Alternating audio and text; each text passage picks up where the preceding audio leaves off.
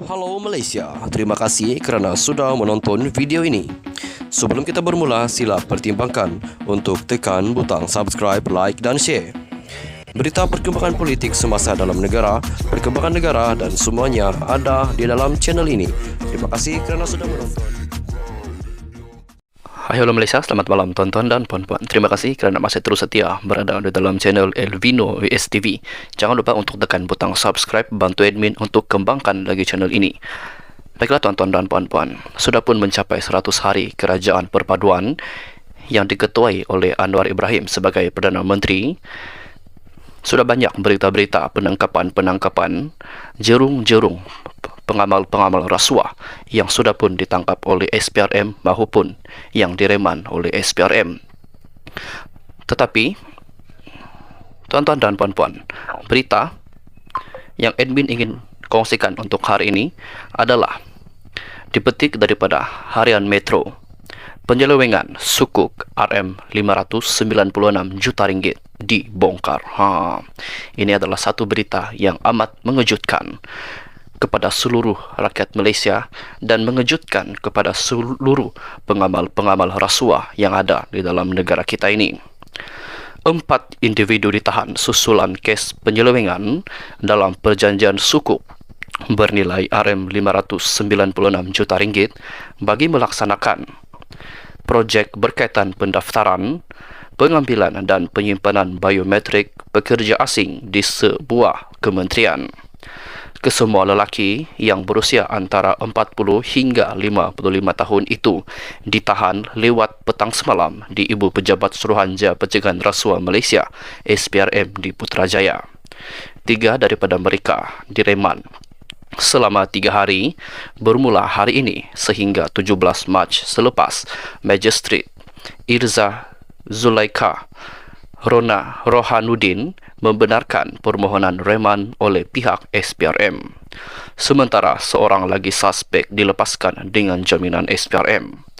Menurut sumber itu lagi, semua suspek terbabit adalah pengarah, ketua pegawai kewangan dan seorang pemegang saham bagi 3 syarikat yang terbabit secara langsung dalam membangunkan sistem berkenaan.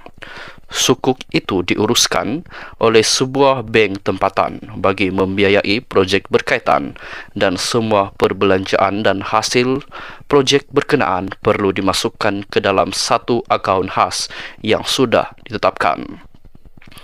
Namun, akaun khas ini kemudiannya ditukarkan kepada akaun lain yang dipercayai sengaja diwujudkan pada awal 2020 disyaki bagi mengelakkan daripada pembayaran semula prinsipal dan keuntungan kepada pemegang-pemegang sukuk katanya.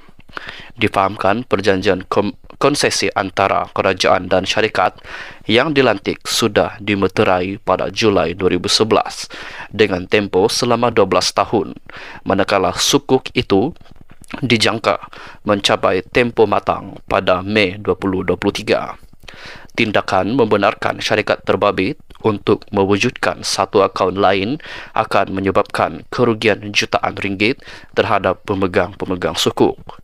Sementara itu, Ketua Pesuruhjaya SPRM Tan Sri Azam Baki ketika dihubungi mengesahkan penahanan tersebut namun enggan mengulas dengan lebih lanjut. Sekian saja dulu ulasan berita untuk malam ini. Jangan ke mana-mana, terus setia berada di dalam channel ini. Selamat kembali ke channel ini. Tuan-tuan dan puan-puan, satu lagi pendedahan, satu lagi penangkapan yang dilakukan oleh SPRM berhubung dengan kes seleweng sukuk RM596 juta ringgit. SPRM Suruhanjaya Pencegahan Rasuah Malaysia tahan 4 individu. Tapi sebelum itu, jangan lupa untuk tekan butang subscribe, bantu admin untuk kembangkan lagi channel ini. Suruhanjaya Pencegahan Rasuah Malaysia SPRM menahan 4 individu termasuk pengarah dan ketua pegawai kewangan syarikat semalam bagi membantu siasatan berhubung penyelewengan dalam perjanjian sukuk bernilai RM596 juta yang melibatkan projek pendaftaran, pengambilan dan penyimpanan biometrik pekerja asing di sebuah kementerian. Menurut sumber SPRM, Keempat-empat lelaki itu yang berumur antara 40 dan 55 tahun itu ditahan lewat petang semalam di Ibu Pejabat SPRM Putrajaya di Putrajaya. 3 daripada mereka direman 3 hari selepas Magistrate Irzah Zulaika Rohanuddin membenarkan permohonan yang dibuat SPRM di Mahkamah Magistrate Putrajaya hari ini, manakala seorang lagi dilepaskan dengan jaminan daripada pihak SPRM. Menurut sumber SPRM, sukuk itu diuruskan oleh sebuah bank tempatan bagi membiayai projek berkenaan. Menurutnya, semua perbelanjaan dan hasil projek itu perlu dimasukkan ke dalam satu akaun khas yang ditetapkan.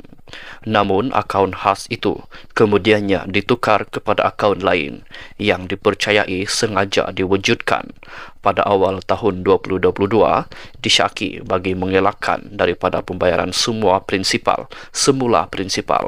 dan keuntungan kepada pemegang sukuk. Sumber itu berkata tindakan mewujudkan satu akaun lain akan menyebabkan kerugian jutaan ringgit terhadap pemegang sukuk. Difahamkan perjanjian konsesi antara kerajaan dan syarikat yang dilantik untuk pelaksanaan projek berkenaan dimeterai pada Julai 2011 dengan tempoh selama 12 tahun dan sukuk berkenaan dijangka mencapai tempoh matang pada Mei 2023. Ketua Pesuruhjaya SPRM Tan Sri Azam Baki ketika dihubungi mengesahkan penahanan namun enggan mengulas lanjut. Kes disiasat di bawah Seksyen 16(B) Akta SPRM 2009.